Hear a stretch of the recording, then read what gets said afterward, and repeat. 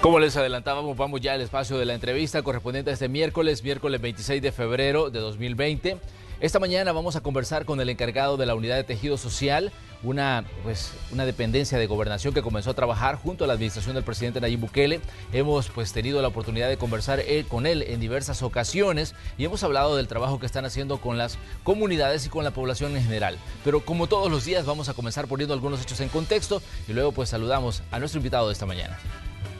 La promesa del gobierno de construir 29 cubos en el país como parte del Plan Control Territorial está por iniciarse. 4 cubos en los que formará un espacio físico para actividades de aprendizaje y recreación de niños y jóvenes serán construidos en los departamentos de La Unión, Sonsonate y San Salvador. Así lo informó el director de Reconstrucción del Tejido Social, Carlos Marroquín. Además indicó que los cubos se construirán en el municipio de El Carmen y la playa El Tamarindo en La Unión, en San Julián, Sonsonate y Santa Lucía en el municipio de Mexicano, San Salvador. El titular de Tejido Social aseguró que continuarán trabajando para la juventud salvadoreña, buscando oportunidades que ayuden en su desarrollo. Esta mañana, Manuel Burgos conversará con el director de Tejido Social sobre estos y otros temas. Comenzamos la entrevista de Hechos AM. Así es, mañana de miércoles ya 26 de febrero de 2020, le damos los buenos días a Carlos Marroquín, encargado de la Unidad de Tejido Social de la Administración Bukele. Buenos días, Carlos, qué gusto recibirlo, qué bueno que puede visitarnos. Buenos días, Manuel. No, siempre te lo he dicho, es un honor, es un privilegio estar acá en Canal 12. Gracias por la invitación.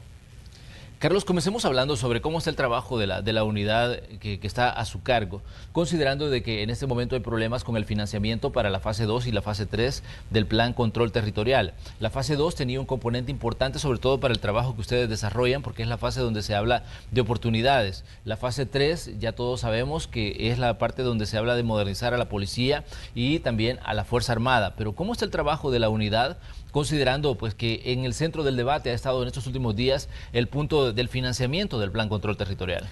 Quiero retomar con tu pregunta las palabras del presidente Nayib Bukele cuando esta fase se lanzó y también cuando se solicitó el préstamo y cuando comenzó a haber como un cierto bloqueo y un cierto rechazo a esta fase por parte del órgano legislativo. El presidente dijo, nosotros vamos a llevar a cabo esta fase, la fase 2 del Plan de Control Territorial, que es donde se envuelven todo el tema de oportunidades, de becas, de proyectos de infraestructura que generen prevención de violencia, inclusión, el mismo hecho de que la comunidad pueda convivir de forma pacífica. El presidente dijo, o sea, vamos a trabajar con o sin ese financiamiento, y de hecho también ha sido nuestro compromiso.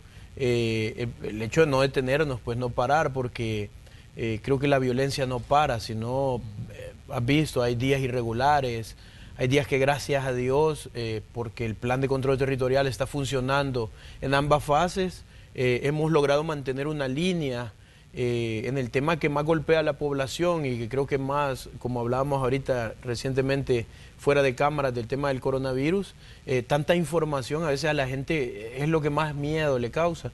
Entonces, yo creo que si algo estamos claros, tanto el presidente como el equipo de la Dirección de Reconstrucción del Tejido Social, es que no vamos a parar con o sin financiamiento, que es el préstamo que solo hace falta la ratificación ya en la Asamblea Legislativa. Entonces, eso, no vamos a parar.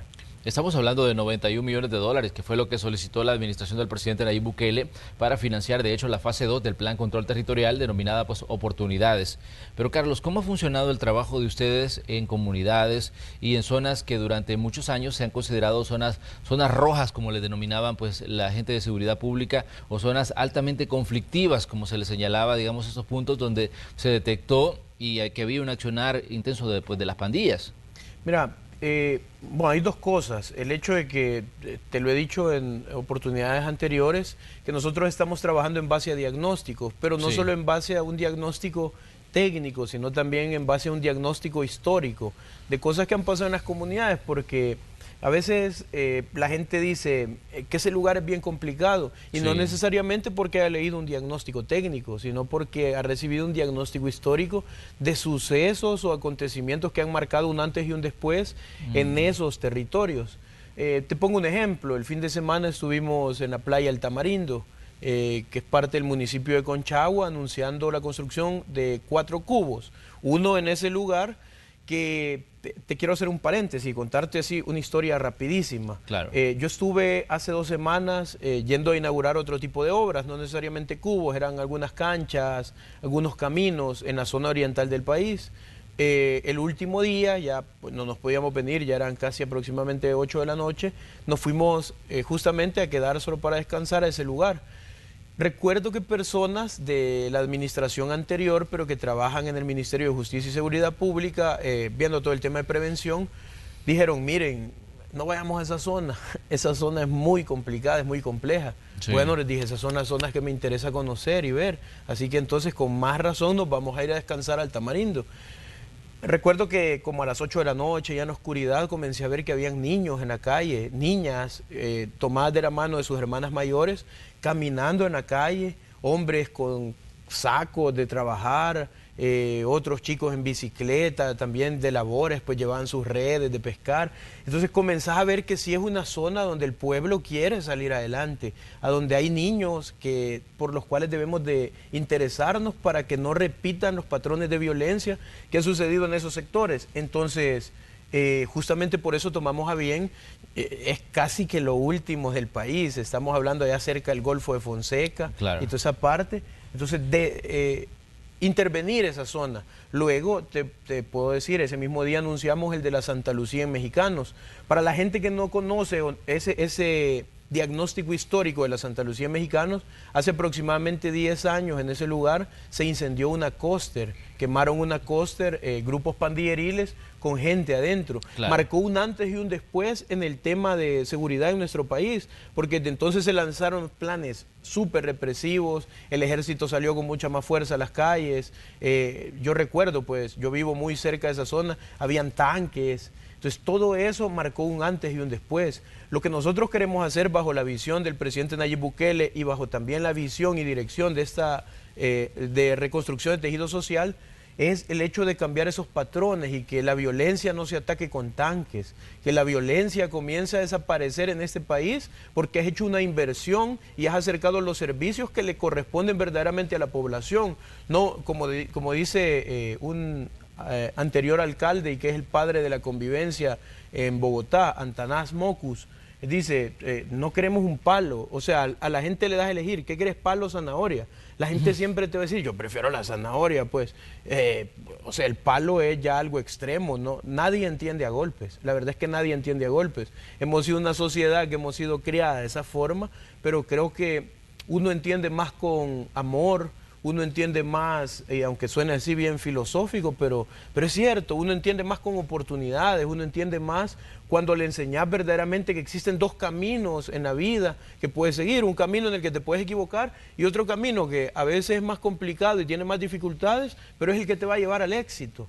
Entonces, bajo esa lógica y esa visión, nosotros no hemos parado, tenemos esos diagnósticos, tanto el diagnóstico técnico como el histórico de muchas comunidades, y en base a eso estamos haciendo las intervenciones. Pero, ¿qué piensa usted que está trabajando directamente con esas comunidades sobre el estira y encoge que se ha generado entre el Ejecutivo y el Legislativo por el tema del financiamiento? Usted sabe que este tema ha estado durante las últimas semanas en el centro, digamos, del debate, ha sido punto central de la información y se ha hablado una y otra vez, tanto a nivel local como a nivel internacional, sobre lo que está pasando con este tema del financiamiento. Y por lo que vemos, pues la Asamblea Legislativa hasta ahora no hay, digamos, una dirección clara de que se le vaya a dar el aval al gobierno para que obtenga ese financiamiento, porque de hecho esta semana se había citado a la gente del Banco Centroamericano, que es quien va a otorgar, entidad que va a otorgar ese crédito de 109 millones, pero al final pues no hubo reunión, simplemente se dejó esperando a los señores del Banco Centroamericano, y esto pues lo que indica que no hay una salida inmediata para ese financiamiento. Mira, el pueblo creo que ha visto las cosas desde una verdadera óptica, porque realmente creo que esa es la óptica que interesa, la óptica de cómo ve el pueblo toda esta situación. Lo primero, ven a un presidente, a Nayib Bukele, preocupado por el tema de seguridad, liderando él el tema de seguridad, dando resultados. Si no, mira, ayer confirmaba un escritor que no es afín a nosotros, pero realmente es una persona que yo sigo mucho, admiro cómo escribe, Roberto Valencia, y él decía que efectivamente, después de hacer todo el análisis ya de la mesa técnica que la conforma la PNC, la Fiscalía y, si no me equivoco, Medicina Legal, enero se convirtió en el mes con menor cantidad de homicidios en lo que va de años desde los acuerdos de paz. O sea, nunca en la historia eso había pasado. ¿Y quién está liderando el tema? El presidente. Entonces creo que el pueblo sabe que el presidente está preocupado y que justamente por eso está tomando acciones que a veces parecen radicales, pues, y son fuertes, pero que son al final porque está preocupado por el pueblo salvadoreño, no por él mismo. Está preocupado por el pueblo salvadoreño. Y ves también desde el otro lado un legislativo que está más en búsqueda de intereses personales y propios. De hecho, yo fíjate que guardé una imagen, decía el expresidente de Arena, que de hecho ayer estaba hablando medio, creo que estaba dopado con algunos de sus medicamentos, pero decía, importante que escuchen en qué cree Arena. Desde hace 38 años seguimos creyendo en la familia, en que somos un país republicano, bla, bla, bla, en la independencia de poderes. Al FMLN lo hicimos que entrara en razón. Entonces desde allí ves que hay ahorita un partido Arena liderando a un FMLN y buscando más, creo que temas que a ellos les interesan, no que le interesan al pueblo salvadoreño, aunque sí hay un tema que le interesa al pueblo salvadoreño, el hecho de que los has tenido a muchos de los que están allí negociando con criminales y negociando la vida de salvadoreños. Muchos, quizás que no están ahí, pero que forman parte de esos partidos, que imagínate que hasta decidían cuántos muertos habían al día. O sea, delicadísimo. Y eso no lo digo yo, eso lo presentó un juez, eso hay un expediente fiscal. Entonces, no es algo que yo me lo estoy inventando, que probablemente hasta me creen una comisión y encantado iría de nuevo a explicarles qué es lo que piensa la gente y el pueblo, pues. Pero creo que la gente entiende esa óptica. Ve a un presidente preocupado por el tema de seguridad en el país y por sacar adelante al pueblo salvadoreño, y ve a un legislativo más interesado en ocultar y en no quitarle el fuero a los que se han ido a sentar con delincuentes. Ahora bien, ya que usted tocaba pues el punto este de la Asamblea, ¿cómo ve el giro que ha dado, digamos, esta investigación sobre las reuniones de políticos con pandilleros, considerando que una declaración suya pues lo llevó incluso a ser investigado por los diputados y a que lo sometieran a una serie de preguntas ahí en la Asamblea Legislativa cuando se hablaba del tema homicidios? Bueno, después de escuchar al juez que estuvo llevando todo ese caso, lo que más me genera a mí, te lo digo no como funcionario, sino como salvadoreño, como joven, como alguien de comunidades, como alguien que ha estado ahí, me genera esperanza. El hecho de que haya hecho un llamado a la Fiscalía el juez para que se investigue a estas personas, porque son cosas que no pasaban en años anteriores, y cuando pasaban era más por un tema de revanchismo político, pero hoy sí es un tema que tiene que ver con la ley, y que es importante pues que todos estemos expuestos a la ley para que de verdad funcione nuestro país como debe funcionar. Eso me genera mi esperanza. Lo que no me genera esperanza es el hecho de que ahorita van a crear una comisión para este tema, única y sencillamente para esto. Al FMLN lo hicimos que entrar en razón. Lo van a hacer entrar en razón, no van a desaforar a Norman Quijano, y bueno, va a seguir tal cual en impunidad todos esos temas que no deberían de quedar en impunidad. Justamente por declarar estas cosas en televisión pública fue que a mí sí me crearon una comisión y querían llevarla, creo que hasta lo último que pudieran. De hecho, mandaron un recomendable al presidente, pero lastimosamente no van a poder con la gente que es del pueblo. Y si algo sí yo me considero es que soy de ahí, sigo ahí, voy a seguir viviendo ahí y no voy a parar, pues, y bueno, quisiera que la ley de verdad funcionara y llevaran a esta gente a donde hay que llevarla, pero nuestro país es muy complejo en ese aspecto. El FMLN ha tratado de defenderse sobre esta situación en la que se hablaba de los acercamientos con Arena. De hecho, una de las diputadas decía, nosotros hemos dado los votos para que se cree esta comisión lo antes posible, pero ¿ven ustedes que, digamos, no ven en el horizonte que se vayan a generar las condiciones para que el doctor Norman Quijano pues se enfrente a la justicia en este caso y trate de aclarar qué fue lo que pasó con esas reuniones con pandilleros? Lo que pasa es que todos deben de ser medidos con la misma vara. Y si pasa algo con Norman, tiene que pasar también con Aristides Valencia, y con Benito, y con Mungía, y con todos los demás que estuvieron involucrados en este tema. Entonces, por eso te digo que no creo que vaya a proceder. De todos modos, ellos son mayoría en la Asamblea y ellos se protegen. O sea, date cuenta, yo en ese momento, cuando hice mis declaraciones, las hice por dos partidos políticos. Pero quienes saltaron y quienes salieron al paso fueron diputados, en su papel de diputados. Entonces, esa creo que autoprotección no va a permitir ahorita que esta comisión proceda, pero hay algo interesante. Hay otra comisión que a ellos se les olvida, porque si ellos tienen sus comisiones, pero también el pueblo tiene una comisión muy importante. Ya les dieron el primer golpe en una comisión que fue donde salió electo el presidente Nayib Bukele. Viene otra comisión en 2021 y esa comisión le corresponde al pueblo. El pueblo es el juez. Entonces yo de esa comisión sí, no dudo que va a tomar una verdadera... va a hacer prevalecer la ley de la gente, la ley del pueblo, la ley que te permite dar un voto cuando vas a una urna y tomar una buena decisión por tu país. El pueblo ha despertado y creo que el pueblo está llevando el país en el camino que de verdad ha tenido que ir durante muchísimos años y pues hasta ahora hay mucha esperanza en el ambiente para que las cosas caminen bien. Parece que tenemos dos visiones de una misma situación. Una, la visión que tienen los políticos y otra, la visión que tienen los ciudadanos.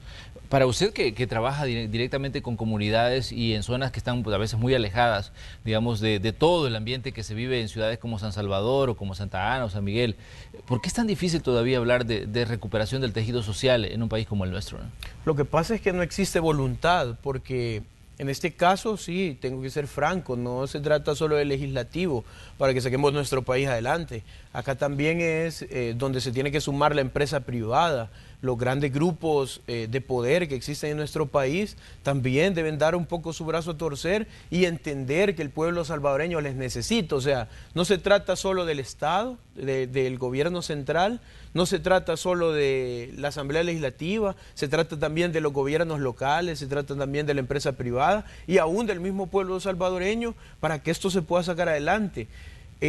Cuando hablas de reconstrucción de tejido social es porque algo se rompió y justamente se rompió porque todos estos sectores se alejaron y el sector que era importante, que es el pueblo salvadoreño, quedó prácticamente en abandono y todos los insumos y mecanismos y sueños y planes que las comunidades tienen o tenían al menos para poder convivir y vivir en paz, ya no existen. Entonces prácticamente es comenzar de cero. Hemos llegado a comunidades donde no existe ni siquiera una junta directiva.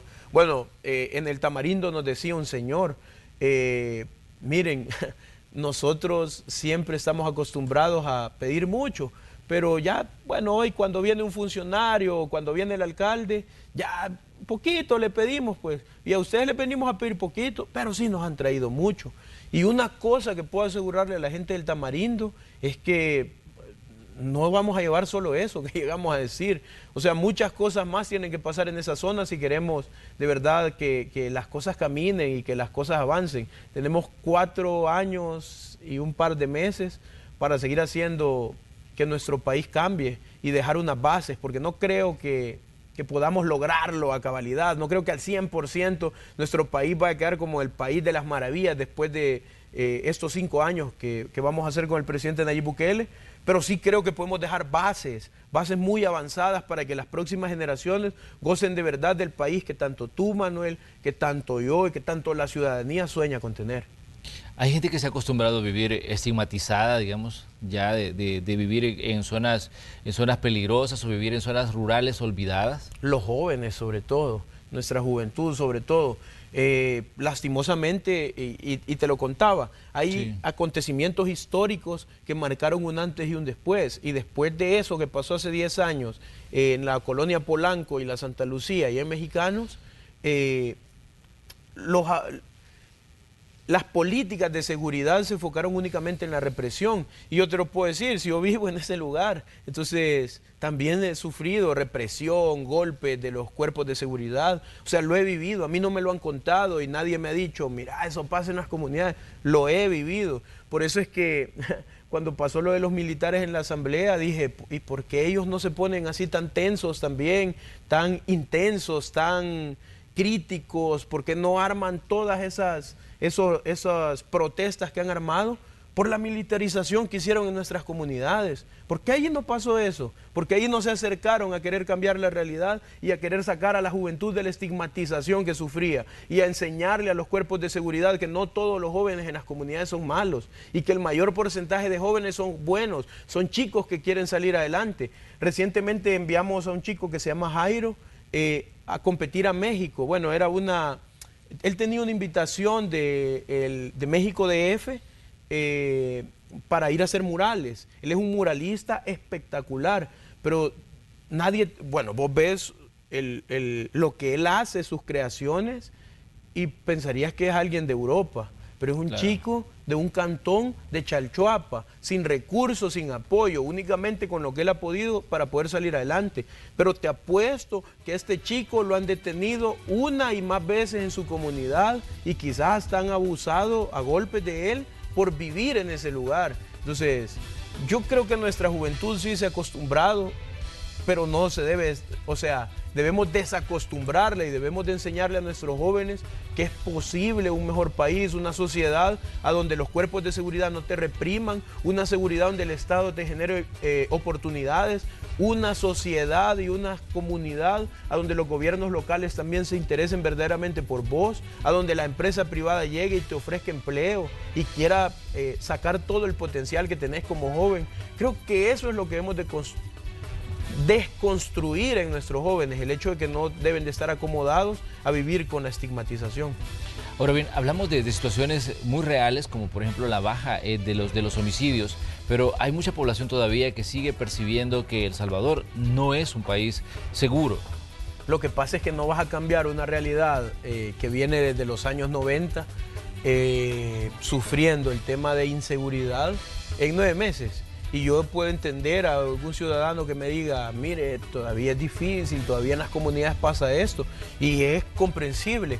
Como te digo, nosotros no tenemos una píldora mágica con el tema de la inseguridad, pero sí tenemos voluntad, sí tenemos un presidente que está liderando para que podamos sacar a nuestro país adelante de este fenómeno que nos ha venido golpeando desde los años 90 y que muchos se hicieron del ojo pacho, otros no solo se hicieron del ojo pacho, otros negociaron con estos grupos para conseguir votos por sus intereses personales, pero hoy tenés un presidente que de verdad está liderando y está peleando por los intereses del pueblo salvadoreño. Entonces, yo puedo entender a la gente cuando dice, mire, todavía es complicado, totalmente, pero estamos trabajando para que en 5 años la gente pueda decir, increíble, hicieron al fin algo en seguridad, como nunca nadie lo había hecho en la historia. ¿Qué piensan ustedes cuando hay declaraciones como, por ejemplo, de los fundadores? Uno de los fundadores del Partido Arena decía que durante las administraciones de su partido el tema de las pandillas no estaba como está hoy, decía. Incluso decía de que durante las primeras administraciones no existía el fenómeno pandillas. Bueno, primero hay que recomendarle que lea, ¿verdad? Eso creo que hay que iniciar por ahí. Él debería de tener al día mucha lectura alrededor de este fenómeno. De hecho, le recomiendo Carta desde Zacatrás, de Roberto Valencia, el periodista del que hablamos. Ese es un fenómeno que vino desde los años 90, creo que tú conoces muy bien la historia como periodista. Yo la conozco súper bien, la he leído, he estudiado el fenómeno durante muchos años, he visto su evolución, pero como te digo, él debería de darse un poco la tarea de leer, si no, pregunte, ¿y por qué lanzó Francisco Flores el plan Mano Dura? ¿Y por qué de hecho lo hizo en la colonia Dina hace tanto tiempo? O sea, no era el FMLN el que estaba en el poder, era Arena. El FMLN vino y empeoró el fenómeno. O sea, como te digo, tienen que leer y de verdad tienen que interesarse. Y eso es lo que pasaba.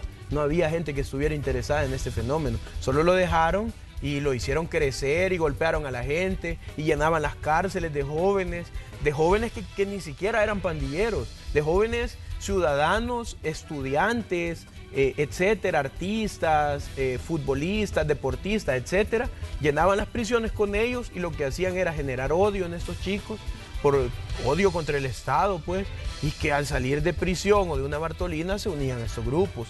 La misma pobreza, la misma exclusión. ¿Y quién sumió a nuestro país en esto que estamos viviendo? No han sido 30 años de estos partidos políticos. Entonces, me parece muy irresponsable que hagan estas declaraciones de decir que no, en nuestro tiempo las cosas no estaban así. Hombre, o sea, ¿en qué país ha vivido? Muy bien, vamos a hacer una pequeña pausa comercial. Recuerde que esta mañana conversamos con Carlos Marroquín. Él es el encargado de la unidad de tejido, de reconstrucción de tejido social, una unidad que, como decíamos, comenzó a funcionar junto a la administración del presidente Nayib Bukele. Bueno, tenemos más preguntas, más interrogantes y más que hablar sobre este fenómeno de las pandillas, la inseguridad en El Salvador, pero eso lo haremos después de la pausa. Regresamos enseguida.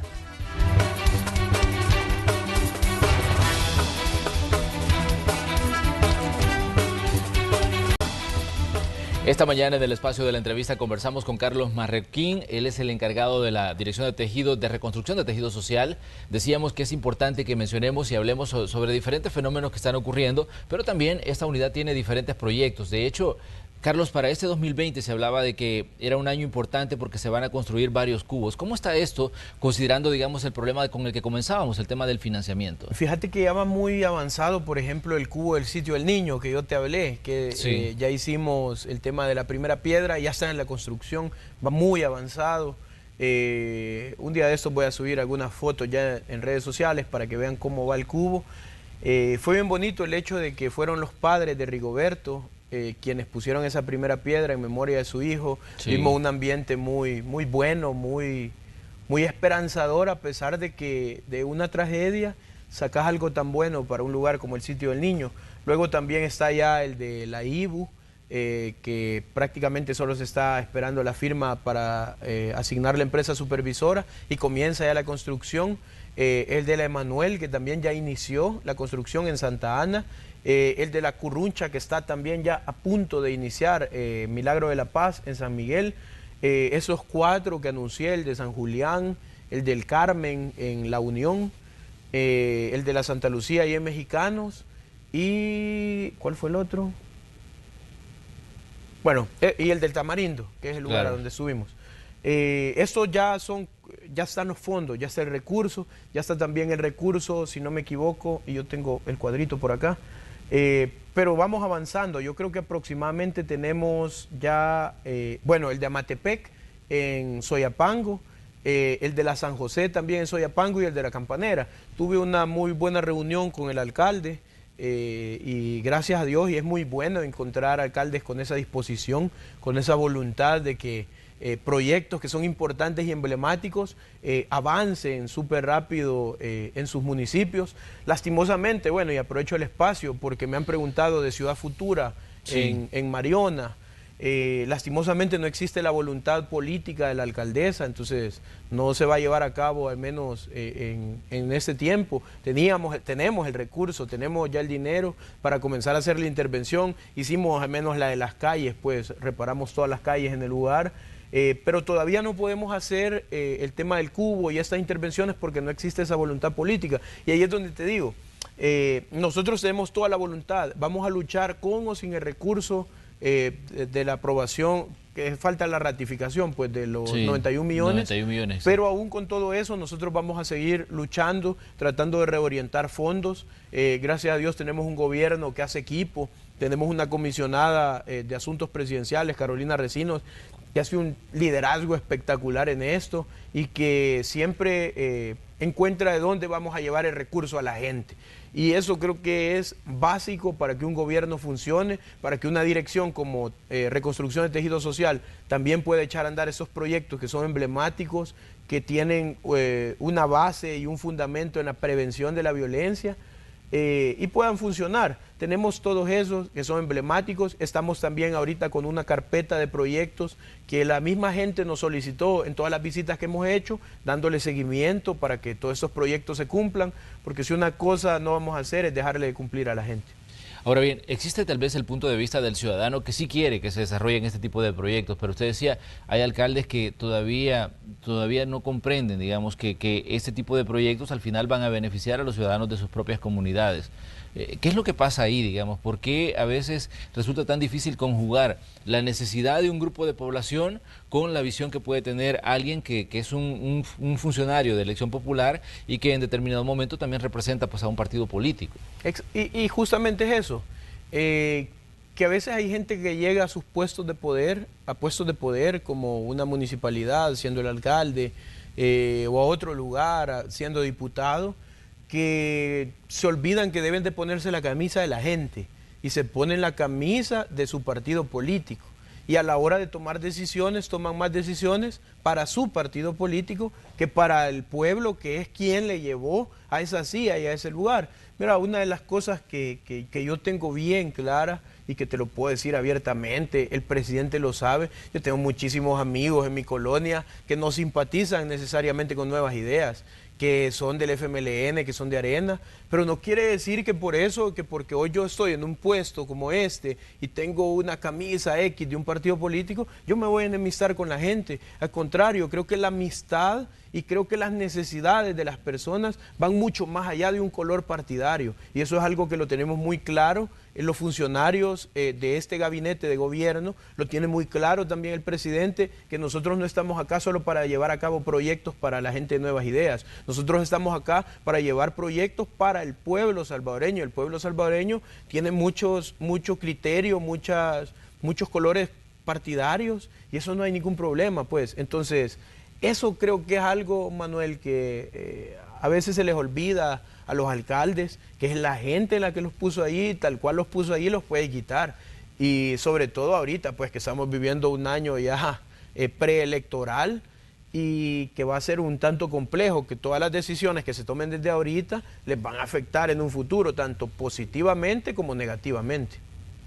¿Qué piensa usted si en determinado momento se dice que entidades como la dirección que usted tiene a su cargo, la de reconstrucción de tejido social, puede ser utilizada, digamos, con el objetivo de buscar simpatías entre los ciudadanos, simpatías a nivel político electoral?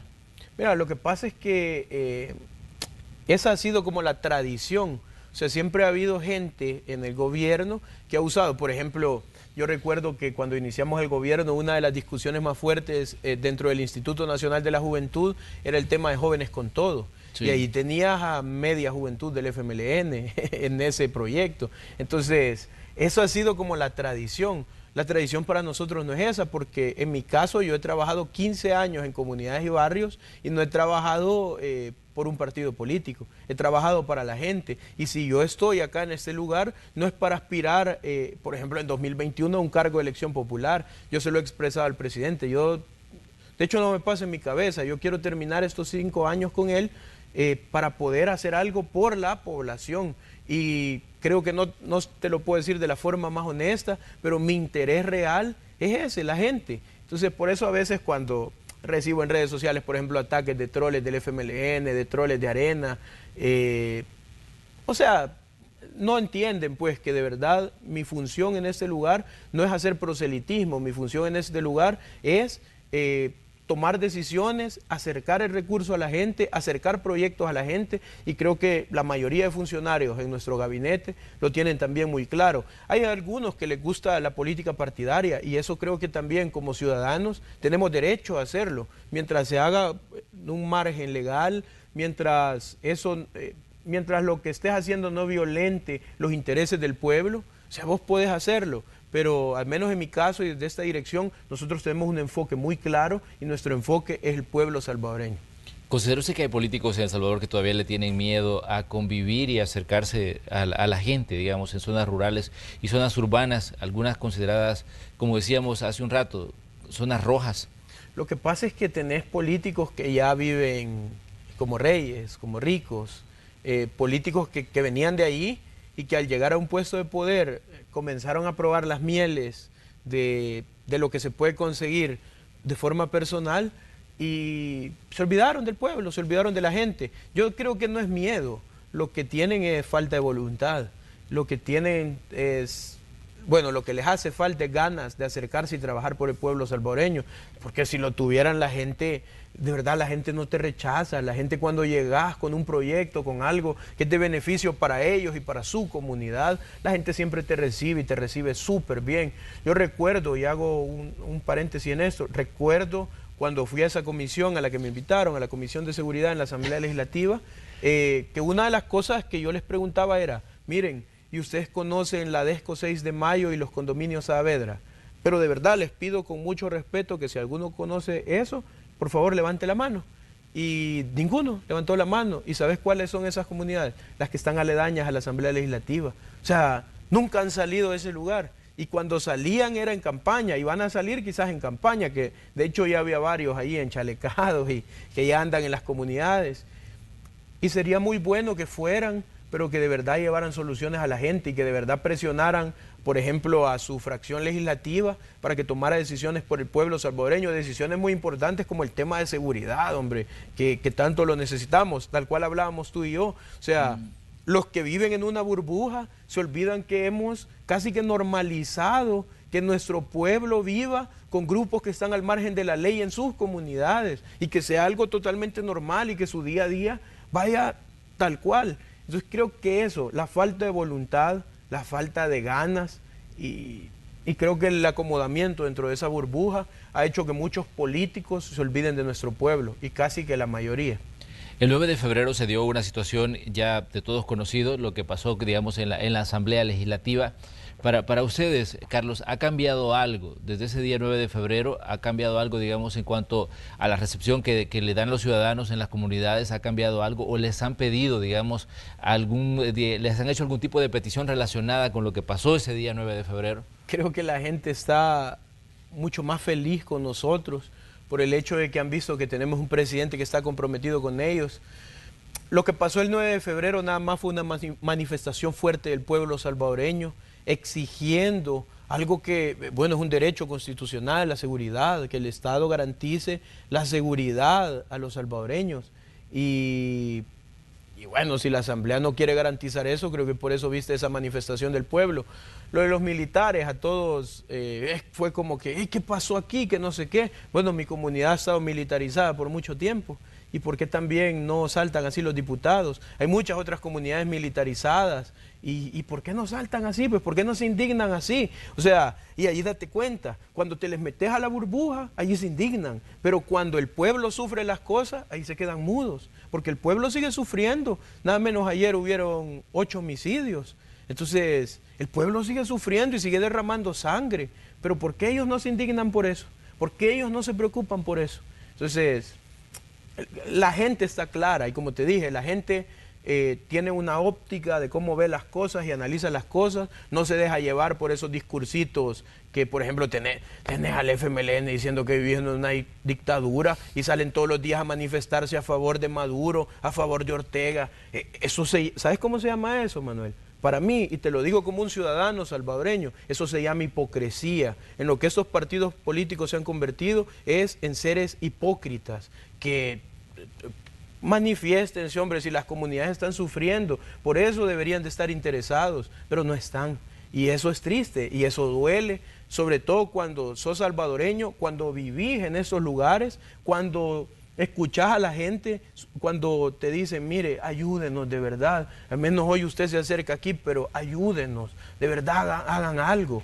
Y díganle al presidente que lo apoyamos. Eso es lo que todos los días yo recibo en la calle. De hecho, al salir de acá voy para el Distrito Italia, que también es una zona allá de Tonacatepeque. Vamos a arreglar un complejo que está a la par de la escuela, que es una escuela muy interesante, donde crían tilapia, donde tienen un montón de talleres. Entonces hay que apoyar esas zonas y hay que estar con la gente. Y creo que el 9 de febrero no ha cambiado nada. Nada más creo que tenemos mucho más apoyo del pueblo salvadoreño. Pero ¿qué piensa usted de todo, digamos, lo que se dice a nivel internacional? De hecho, una comisión de diputados europeos estuvo en el país y ayer daban una conferencia donde decían que el presidente debería de moderar un poco su discurso. También esto ha sido llevado incluso a ámbitos como la misma OEA, como a Naciones Unidas y, bueno, han sido los partidos políticos como Arena y FMLN que han estado pidiendo de que la comunidad internacional ponga ojo en lo que está pasando en El Salvador. Por lo menos así lo decían luego de lo que pasó el 9 de febrero. Fíjate que aquí creo que hay dos cosas y te voy a dar una opinión muy personal. Claro. Bueno, lo primero es que quienes han llamado a la comunidad internacional es Arena y el FMLN.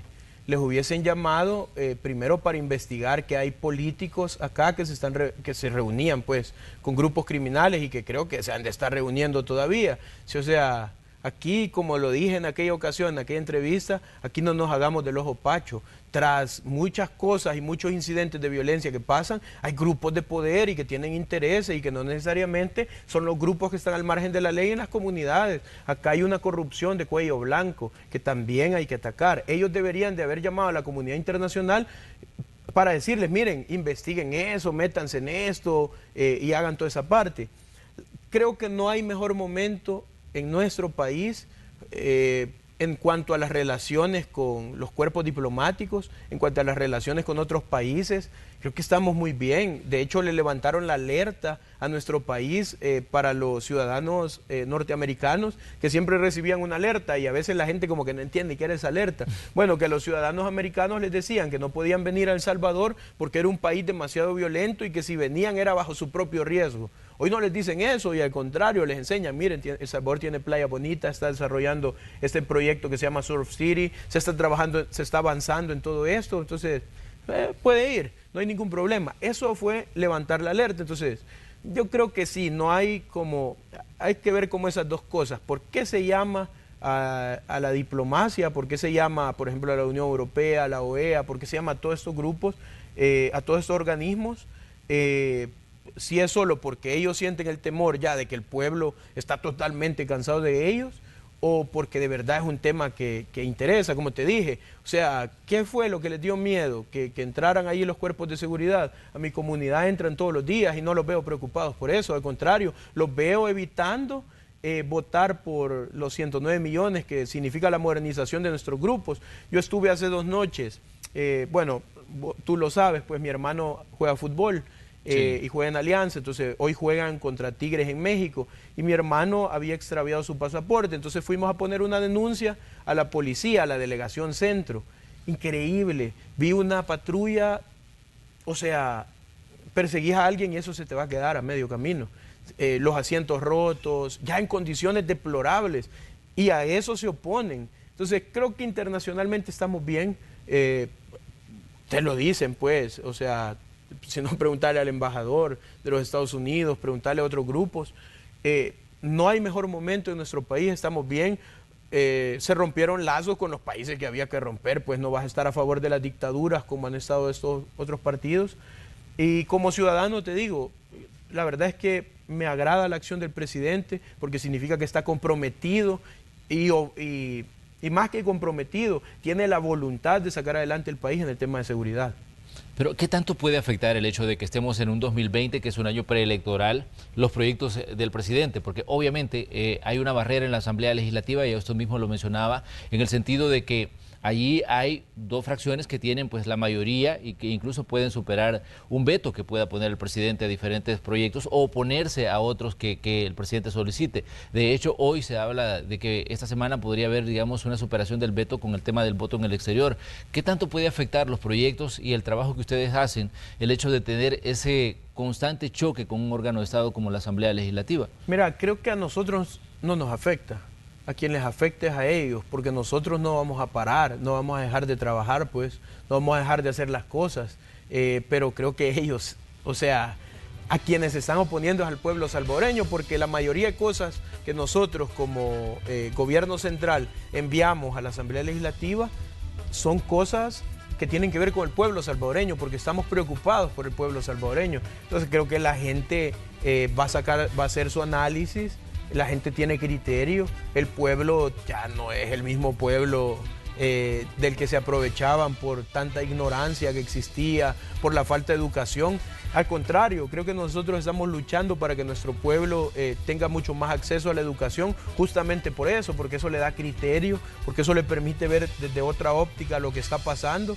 Y creo que no nos va a afectar, el presidente no va a parar, no va a dejar de trabajar, de hecho no duerme, pues está preocupadísimo por sacar adelante a nuestro país y a nosotros creo que no nos afecta, ni electoralmente, pues porque nosotros no estamos en campaña. Yo te lo dije en la pregunta anterior, nosotros solo somos funcionarios que queremos trabajar por el pueblo salvadoreño. A quienes electoralmente les puede afectar es a esos 2 partidos, que creo que afectarles más de lo que ya están afectados va a ser bien difícil, no creo que se les pueda afectar más.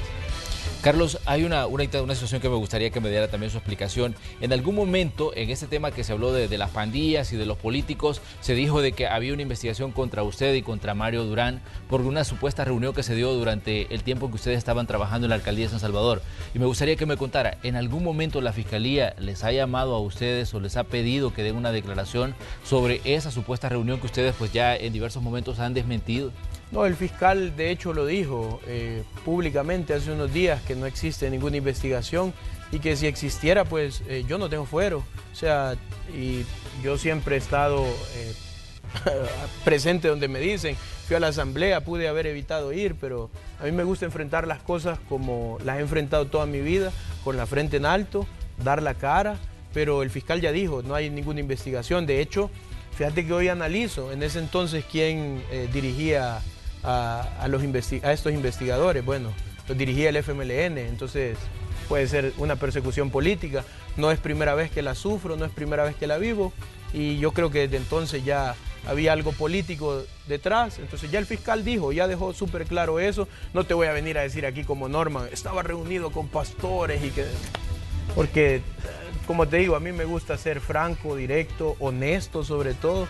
Y ya el fiscal dijo, entonces no hay nada. Lo que hay que hacer es seguir enfocados en lo que estamos haciendo, trabajando por la gente, trabajando para que ya no exista reclutamiento de nuestros niños y adolescentes a las pandillas, disminuirlos de esa forma, porque creo que esa es la estrategia que mucho más funciona. No la estrategia de darle palo a la gente, sino zanahoria, oportunidades y acercarnos pues al pueblo. Y vamos a seguir ahí.